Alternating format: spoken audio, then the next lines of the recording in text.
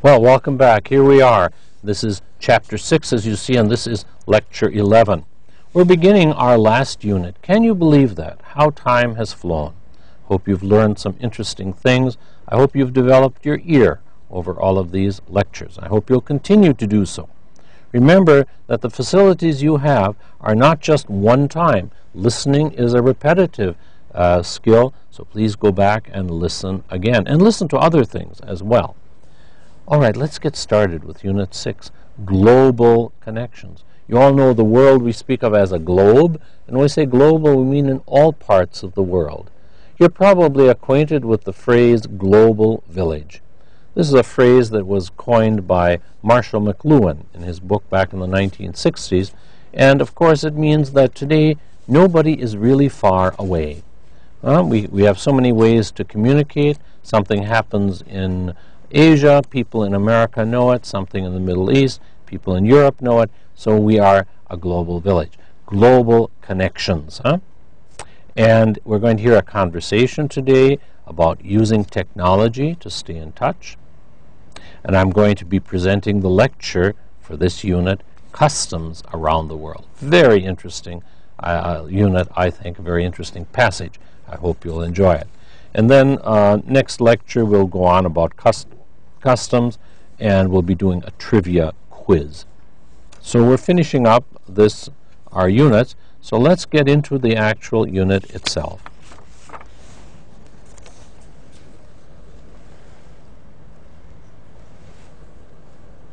All right, there we are. Here we see, I'm going to move this gentleman a little more into your vision there. Okay, connecting to the topic, where is the person in this photo? Well, it looks to me he's out in the countryside, and judging by his hat, probably in Asia, maybe Vietnam or Cambodia, someplace like that. And what is he doing? Wow, he's using his laptop computer. Now, isn't that something? You're in the rice paddies of Asia, and he has his laptop. Isn't that a good example of global connections, our global village? Why do you think this person needs a computer? Why do you think? Maybe he needs to contact his parents. Maybe he is ordering seed for his field. Maybe he wants to know what's on at the local gym. Maybe he wants some information. Who knows? He could just having a good time. List the types of technology that you use. And how do you use each type? Well, you'll have to do that, but I'm sure most of you have your computer, you have your mobile phone, you may have your MP3, you may have all of these things. Today we have so many ways to keep in touch.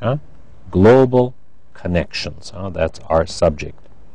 Now, let's move on to our situation. Every unit we have a situation, and here we see Jeff, the type using technology to stay in touch, and we see here Jeff having a nice time talking. In the following conversation, Sakamoto, I guess he's from Japan, and Jeff talk about using technology to stay in touch with family and friends. And you see here Jeff with his headset and making a call over the internet. So again, a man in touch. And we're going to hear a conversation about that. And as always, we ask some questions, some pre-listening questions before we begin. In the photo, Jeff is using special software to make a telephone call over the internet. What do you know about this technology? Have you used it? Well, here in Saudi Arabia, people are very up on these things, so I think most of you are very much in touch with using the internet for making phone calls and for staying in touch. Number 2, how often do you use a computer and for what purposes? Well, again, that depends on you. You probably use it a lot. Most people have daily communications by email or maybe by Skype or whatever. Number 3, what technology do you use to stay in touch with your family and friends in other countries? Well, some of you may not have friends and family in other countries, but certainly with other parts of Saudi Arabia, and you probably are using your mobile phone. Maybe you're using email. Maybe you're using also internet connection by Skype or some other connection of that sort. So we'll be, this is the background of our discussion today. Listen to these computer terms from the conversation, define them with your classmates, check the terms you know. If you're not sure about a term, look it up in the dictionary. Blog, when people put their opinions on the internet, you have a blog spot, and a lot of people are into blogging. Headset, what we put on, language lab, or if we're using the listening part on a computer or anything. Sound card we put into the computer for sound. Download, to get it, to download from a site. Upload, if you have something you want to put in. Download, you get it. Install, to put in. And to post. Well, you also say to send, to post a message or to send a message, relay a message. So these are all terms I'm quite sure you're used to. Let's have a look now at our vocabulary. We have 5 of them. The first is a phrase, to catch up on. The sentence, I need to catch up on the reading for my economics course. I was sick for 2 weeks and I'm really behind. Behind, catch up on. They go together. B, to do something necessary that you didn't have time to do in the past. So if you're behind, then you have to catch up on. So right now, for example, if you're doing, this is lecture 6, maybe you should be finished, well then you have to catch up on, you're behind. Number 2, my teacher wrote several comments. Our word is comments and questions on my paper and asked me to write it. Comments can be spoken or written. Let's see what they are here. We said it's A, an opinion or statement about something or someone. The comments. Also, I welcome, by the way, your comments. If you have any comments or questions, please do contact me by email. Number 3, we have stay in touch. Fatima stays in touch with her family by phone and mail. Stay in touch. E, to communicate with someone regularly. When you're gone from home, you can stay in touch. You can call, you can send emails. 4, no sweat. Now, they didn't mark that here, but please do notice that this is slang. No sweat. Could you give me a ride to school tomorrow? No sweat, meaning it's no problem. But please realize this is slang. Really, you have to be careful where you use this. It's really not formal language at all. If you want to say something that you don't object, better to say okay, no problem, all right. But if you want to be a little bit more jazzy in your language, you can say no sweat. Okay. Number 5, a charge. There are different meanings. Here's about money. There's a $3 charge for ordering concert tickets over the phone. Charge is money that you pay. We chose D, cost or fee. Fee, F-E-E, money we pay for a service.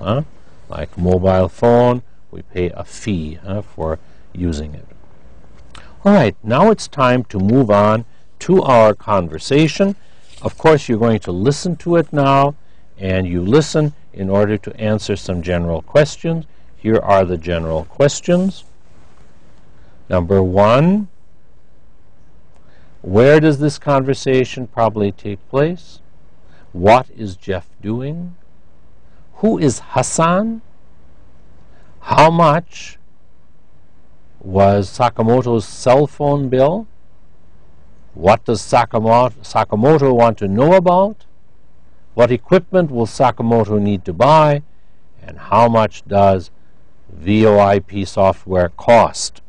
Now, a lot of questions, but basically just understand what's happening and you will be able to answer all of these, I assure you. Here's the conversation. So listen.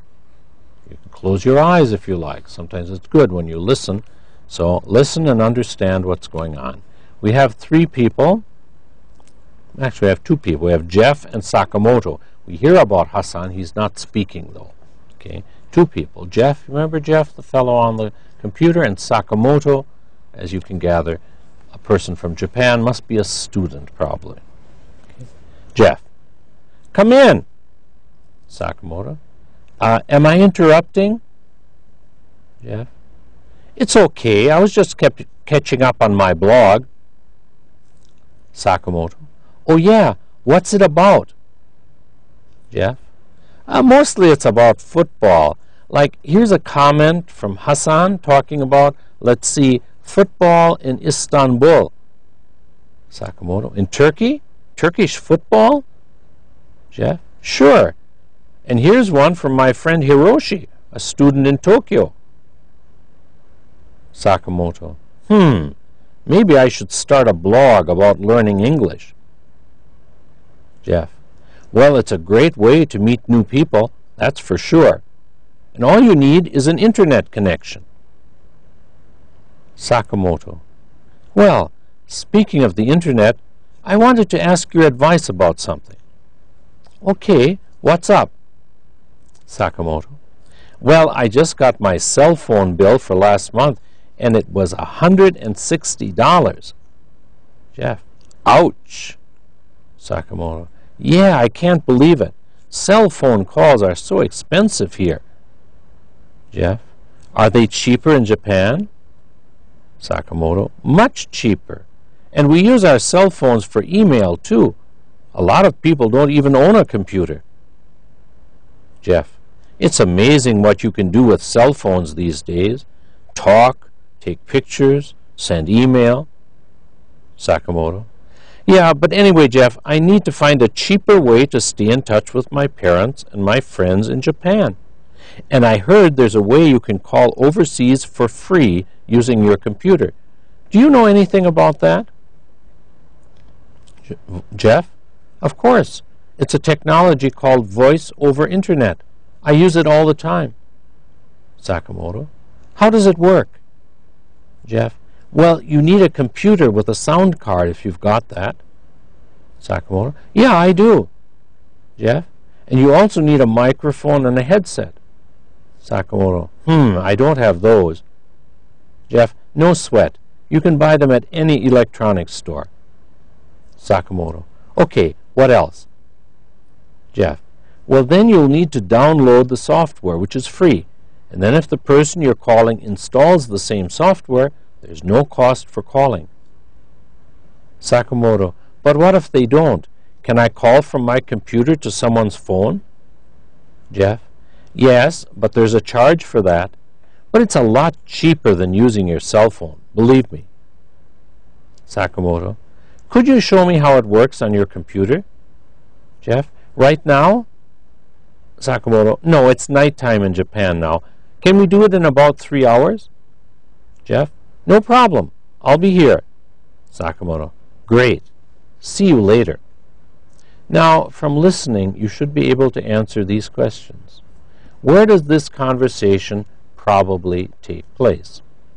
Well, I guess it probably is in Jeff's room. Remember, Jeff is a student, and he says to Sakamoto, come on in, so we assume he's probably in his room. He's at his computer, and we'd assume it's there. What is Jeff doing? He's busy with his blog. He's in touch with different people, and the blog is about football. He's a football fan, like a lot of people.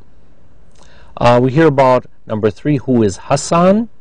Well, we understand Hassan is a man that he's in touch with over the internet on his blog in Istanbul, and he's a man who likes football. Number 4, how much was Sakamoto's cell phone bill? Did you hear that? $160. That's a lot. That's over 500 reals, so he thinks that's a lot of money. He's a student, of course. And number 5, what does Sakamoto want to know about? Well, he wants to be in touch with his family. He needs a cheap way, and he heard about a way to do it for free. What equipment will Sakamoto need to buy? Well, we heard that he doesn't have a headset, and he needs a microphone. These are the 2 things. And how much does this VoIP, voice over internet, how much does the software cost? I think we heard that it's free. You can download it for free. It doesn't cost anything. Now, another exercise you always do with the conversation is supplying missing words, a close exercise, something you'll be tested on also. When I test you, I give you the choices, A, B, C, D, E, what you listen to, but here you're filling them in. And the words that we're missing, am I interrupting, To cut into someone's work or someone's speech is to interrupt. Okay, interrupt. And he was kitching about his blog, B-L-O-G. What about? It's about football. There's our vocabulary. Comment.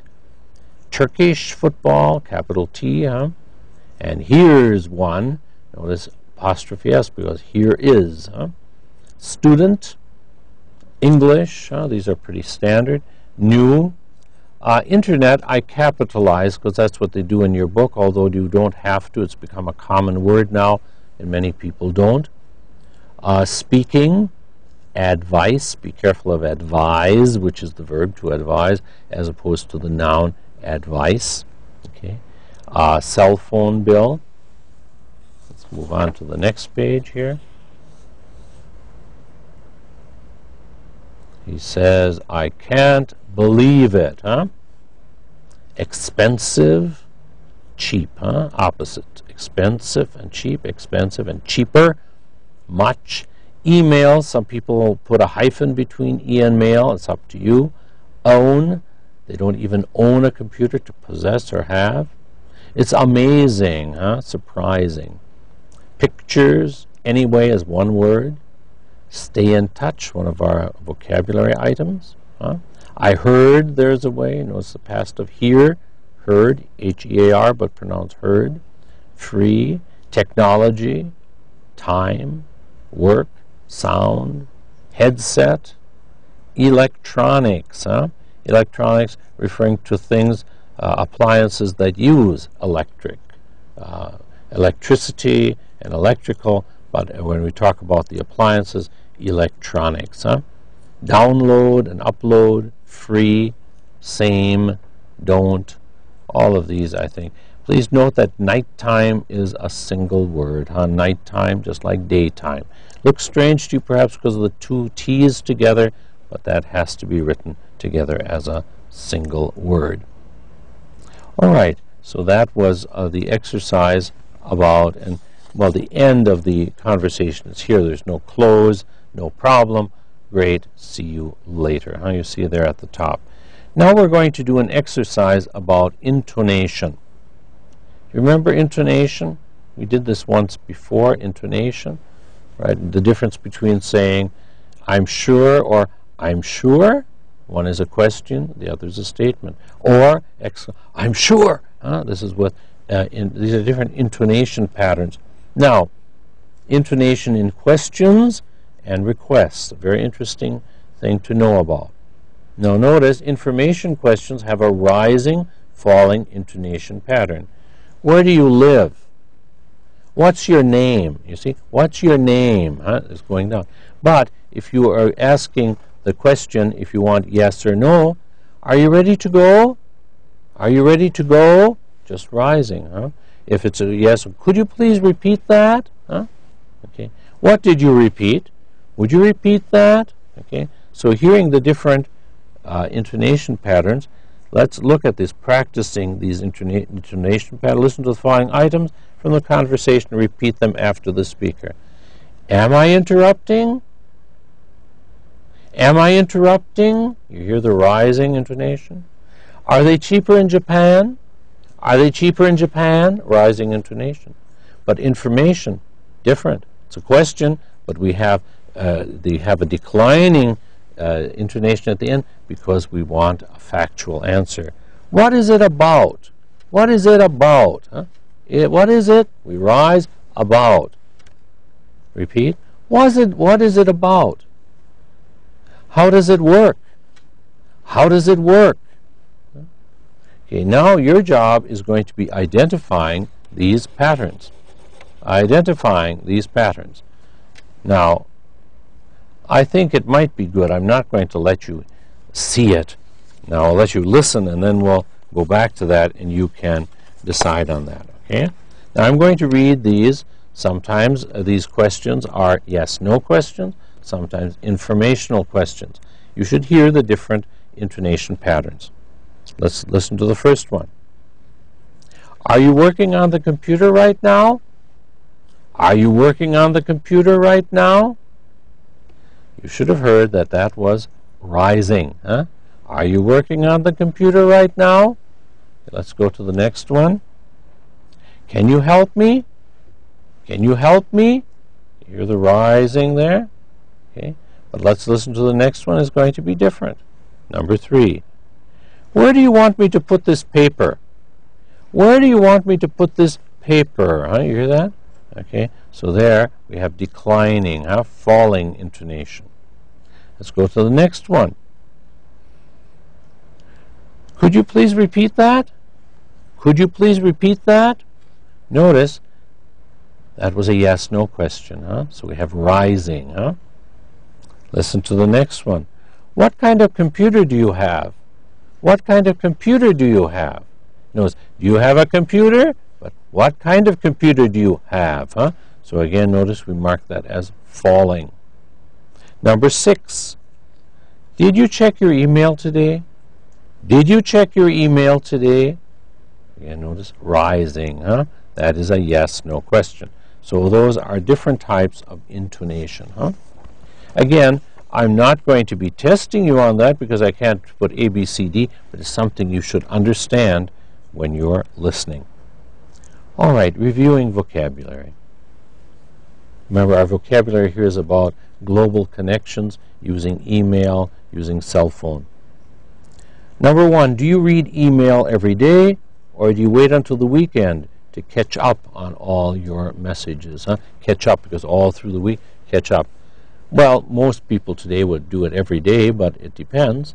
I think people with their homework, maybe they wait and they catch up on their homework. But emails, I think people follow them all the time. Number 2, how do you stay in touch with your family and friends when you're traveling? Well, most people today have their mobile phone. Email is another good way to do it. You can also, of course, speak over the internet. So you have many ways to do it.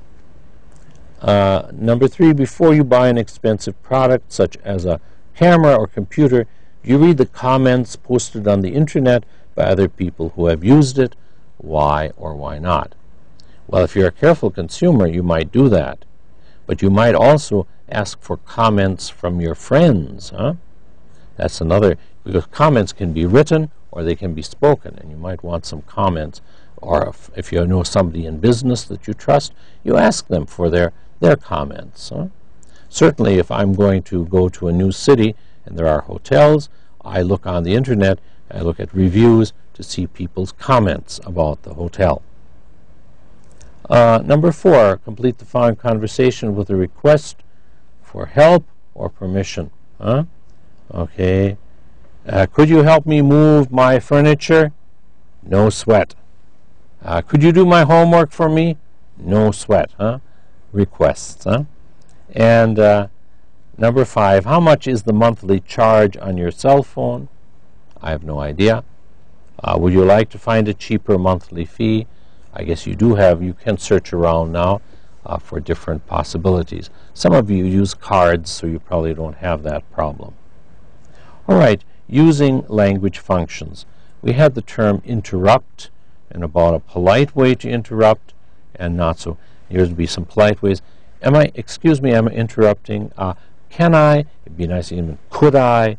Might I interrupt? Excuse me for interrupting, but I'd like to say something. And these are ways, because you don't want to just cut in, you have to make a request. Okay. I'm sorry to interrupt. Pardon me. Sorry. So these are things you need to do. Okay. Here's an interrupting game. If you're more than one, you might try to do that. Okay. And I think that finishes our work on the first part of Unit 6. And you know, the very important thing in each unit is your lecture. And here is going to be the passage about, in Unit 6, our passage about global connections. And this is about different cultural customs in different parts of the world. Very interesting subject. So please listen to this lecture about customs in different parts of the world. Good afternoon, class. Today I'm going to start by telling you a little story. There was once a young woman from Mexico named Consuela. And she came to New York to get work. She got a job at a factory owned by a man from Taiwan. One day, Consuela came to work, and her boss, remember he's from Taiwan, handed her a red envelope. She looked inside and saw $50. What do you think she did? She became very upset and she threw the envelope back at him. Her boss was totally shocked.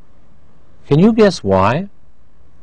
Well, he had given her the red envelope and the money because it was the Chinese New Year. And on the Chinese New Year, it's traditional to give money to young people for good luck. But Consuela didn't know about this custom, and so she was very insulted when he gave her this money. Now, this is a good example of how customs can cause misunderstandings. And that's a reason why it's very good to learn about customs of different countries.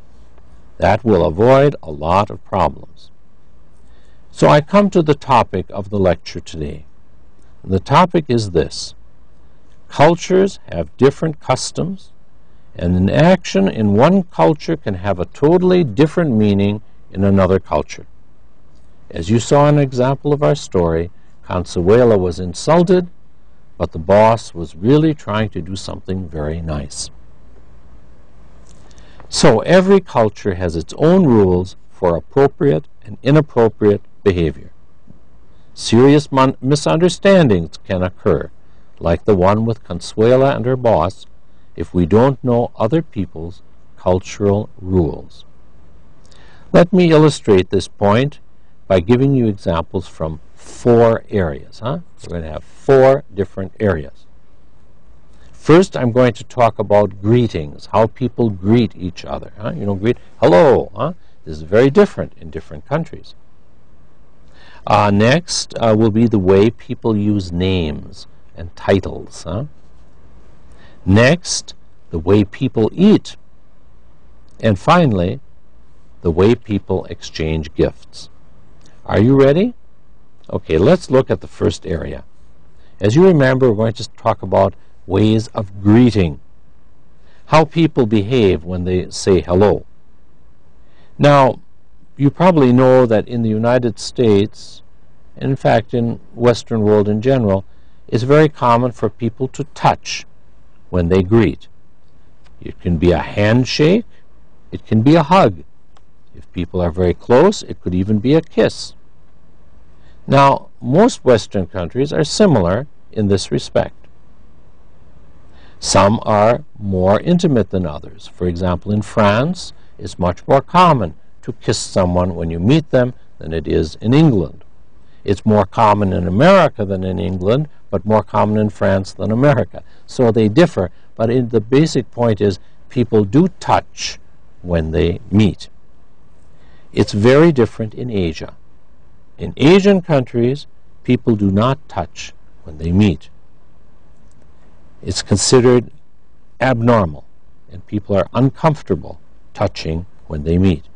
What do I mean by this? In Japan, people bow to each other. They don't exchange any touching of any sort. Also in Thailand also, people put their hands in front of them. It's called the way, to greet each other. So they hold their hands, it's called as a prayer position. That's a way of greeting. Now you can imagine what would happen if an American went to Japan or Thailand and tried to put his hands on the person he's meeting. They would be shocked. This would not be accepted. Very embarrassing. Very acceptable in Latin America and Mexico, less so in the United States. So you notice different ways of greeting. Now I'd like to talk about another area where cultures differ, and that is in how they use names. Now if you go to America, you'll hear people calling each other by their first name. Hey Dave, hi Joe, "Hi, Jack." But however, you'll find that this is not true in some other countries. For example, in Europe, it would be more likely that people would say Mr. Martinez or Miss Schultz or Mrs. Deladier. So people are more formal in Europe than in America. How is it in Asia? Is it the same? Yes. In places in Asia also, people are more formal. You don't use first names very easily. In fact, in Korea, they like to use titles. So you address someone as Manager Kim or Teacher Joe, and so they use a title, like doctor is a title and Mr., okay? And so they like to use titles like engineer and teacher. Let's move on to our third area, and that is about eating.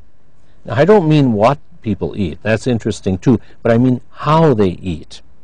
And one of these is what they use to eat. We call these the utensils.